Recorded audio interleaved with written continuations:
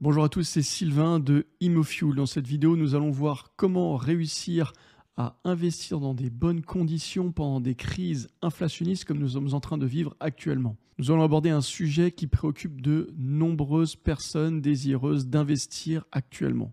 En effet, on cherche tous à se prémunir contre les crises, à savoir comment il faut gérer son argent pendant ces périodes un petit peu difficiles. Et on va voir aujourd'hui si oui ou non il faut investir pendant cette période.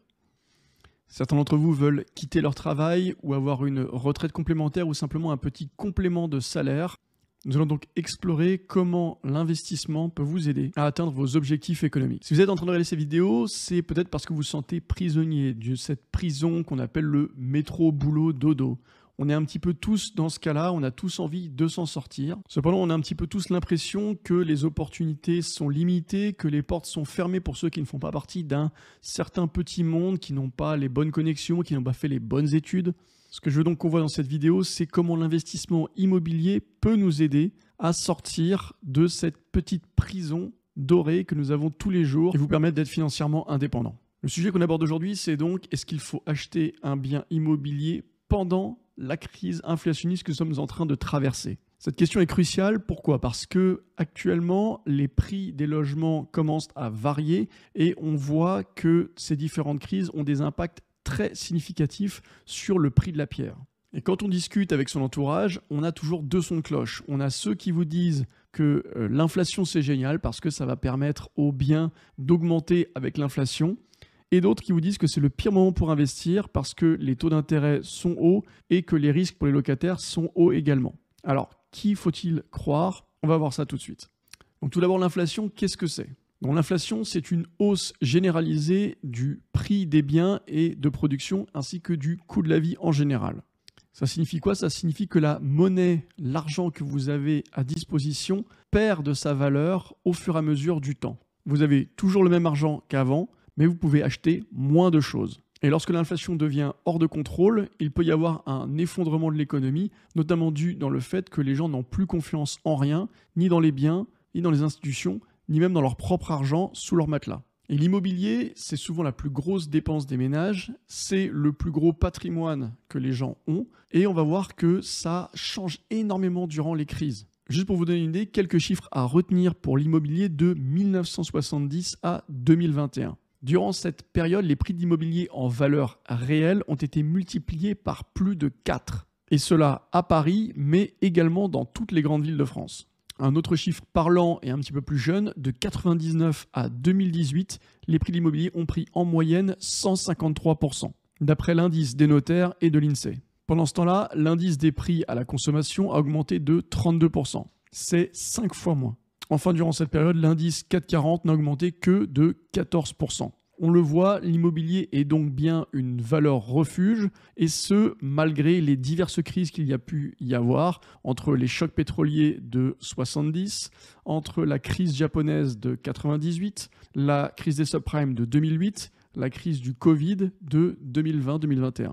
On voit bien qu'à chaque fois, le prix de l'immobilier peut certes baisser, mais que sur le long terme, on est forcément gagnant. Pourquoi? À la fois parce que les prix de l'immobilier peuvent suivre les prix de l'inflation, mais en plus, l'immobilier a toujours dans l'idée collective, avec l'or, cette idée de valeur refuge, et quand rien ne va, les gens se disent « j'aurai toujours un toit, j'aurai toujours quelque chose de tangible dans les mains ». Donc le premier avantage qu'on va avoir pour l'immobilier pendant l'inflation, c'est une hausse de la demande locative. Pourquoi? Évidemment, c'est contre-intuitif, mais s'il y a une hausse des prix, les gens veulent acheter, mais il y a également une hausse des taux d'intérêt. On le voit bien actuellement, les taux ont triplé en un an. Et donc, qu'est-ce qui se passe? Moins de gens peuvent accéder à la propriété. Donc, forcément, les gens vont repousser leur envie d'acheter une propriété et, du coup, vont se tourner de nouveau vers la location. À ce moment-là, on aura forcément une demande locative plus haute que d'habitude. En deux, l'augmentation des revenus locatifs. Alors ça, c'est quelque chose de très intéressant. Nous, quand on emprunte pour acheter, on emprunte à taux fixe. Donc, de toute façon, on remboursera la même chose pendant tout le prêt. Alors que les loyers, eux, sont indexés en partie sur l'inflation. Donc, tous les ans, ils vont être réajustés et augmentés. Ça veut dire quoi? Ça veut dire que chaque année, le loyer va être de plus en plus important, alors que le prix que vous remboursez pour votre prêt va toujours être le même. Donc au début, ça fait des différences de 5, 10, 20, 30 euros. mais 10, 15 ans après, on a des différences de 100, 200, 300, 400 euros. Et un prêt où on était juste à l'équilibre lorsqu'on l'a acheté, on devient positif par la force mécanique de l'inflation au fil des années.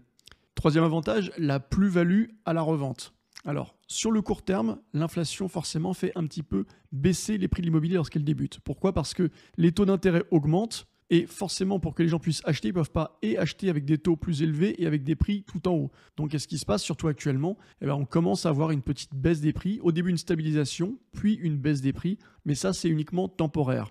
Parce qu'à partir du moment où la crise continue, ou en tout cas l'inflation s'installe, tout reprend de la valeur. Donc, la baisse des prix va stagner, elle ne peut pas baisser indéfiniment, et elle va repartir ensuite à la hausse. Donc, sur le moyen long terme, on va se retrouver avec une plus-value à la revente, comme je vous avais dit, de 99 à 2018, 153%. Vous aviez acheté à 100 000 euros, vous revendez 250 000 euros. Donc voilà, tout ça juste en possédant de la pierre. Et enfin, le dernier avantage, la défiscalisation possible. Alors, suivant les différents régimes, si vous faites du nu, forcément, vous allez pouvoir défiscaliser les travaux. Il y a des moyens de défiscaliser, notamment avec des programmes d'investissement dans du neuf, le Pinel, etc. Ça, personnellement, je ne vous le recommande pas. Les prix sont déjà gonflés à l'achat par les vendeurs de ce genre de système et la plus-value à la fin est fortement diminuée. Par contre, dans l'ancien, avec les rénovations énergétiques, les travaux, il y a beaucoup à défiscaliser. Si derrière on part sur du meublé long terme ou court terme avec Airbnb, on a également, quand on est au réel, moyen de défiscaliser énormément et également d'amortir le bien, ce qui va augmenter encore une fois la rentabilité en réduisant le taux des impôts. Maintenant, on va voir les désavantages, ou en tout cas les inconvénients. Forcément, ça ne peut pas être tout rose, on est dans une crise, et qu'est-ce qui se passe ? Comme je l'ai dit précédemment, les taux directeurs augmentent. Donc les taux directeurs qui augmentent, ça veut dire quoi ? Ça veut dire qu'on peut acheter moins de mètres carrés qu'auparavant, ou tout simplement qu'on ne peut plus acheter. Voilà, dans certaines zones tendues, où les prix sont déjà très élevés, il y a encore de la demande, les prix ne baissent pas tout de suite, et là, quand les taux se mettent à augmenter, forcément, les dossiers ne passent plus. Et donc pour vous, l'inconvénient, effectivement, ça va être de réussir à être finançable. Donc ça va être soit en ayant plus de garanties, soit en ayant un apport personnel plus conséquent. Et ça, on ne peut pas vraiment y couper. Enfin, l'autre inconvénient, c'est que qui dit crise dit défaillance, et on voit le cas forcément pour des locataires qui potentiellement pourraient avoir une perte de salaire, avoir une perte d'emploi dans les crises. Oui, on va avoir peut-être plus de défaillance de paiement par les locataires. Et si vous êtes en train de rembourser un bien et que l'argent de location ne rentre plus, c'est un petit peu plus risqué. Donc on le voit, il y a quand même plus d'avantages à investir dans l'immobilier en période inflationniste si on est un petit peu prémuni contre les risques et surtout si on s'est formé pour connaître un petit peu la manière d'aborder ce genre d'investissement. Et pour ça, il n'y a pas 50 000 solutions, il va falloir se former. Donc ça, vous allez pouvoir le faire soit en lisant des bouquins, soit en regardant des tutoriels, soit en vous renseignant auprès de spécialistes de l'immobilier. Mais de toute manière, il va falloir apprendre. Le mieux, ça va encore être de trouver des mentors. Alors attention, dans les mentors, il y a des gens qui savent de quoi ils parlent et d'autres pas, mais vous allez devoir vous inspirer de personnes qui ont déjà fait. Donc ça peut être des gens de votre famille, ça peut être des gens, des experts à la télé, sur Internet. De toute manière, il va falloir un petit peu suivre quelqu'un pour au tout début comprendre un petit peu les erreurs à ne pas faire et éviter de rater votre premier ou deuxième investissement, ce qui va vous faire perdre quelques années. Les erreurs les plus courantes qui vont être faites par les débutants, ça va être quoi ? Ça va être la précipitation dans l'achat,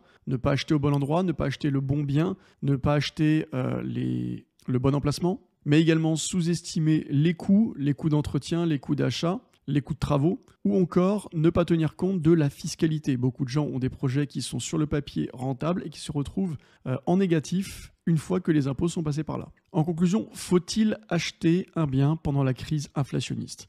Alors, c'est une question à laquelle je ne peux pas vous dire un oui complet et ferme, dans le sens où chacun mettra le curseur de risque là où il veut le mettre. Si vous n'êtes pas à l'aise avec le fait que les taux d'intérêt augmentent et qu'il y ait peut-être plus de défaillances de locataires, peut-être qu'il faudra dans ce cas-là vous mettre dans des choses un petit peu plus safe, comme des livrets A, des PEL, des plans d'épargne populaire, etc.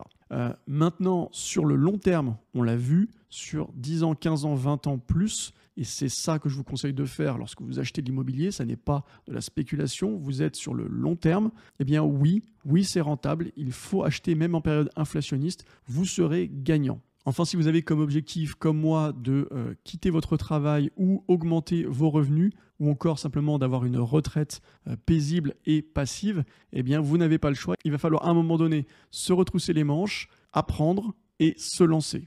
Encore une fois, je le répète, formez-vous. Si vous avez besoin de plus de conseils, n'hésitez pas à m'écrire dans les commentaires et à vous abonner. Merci et à bientôt.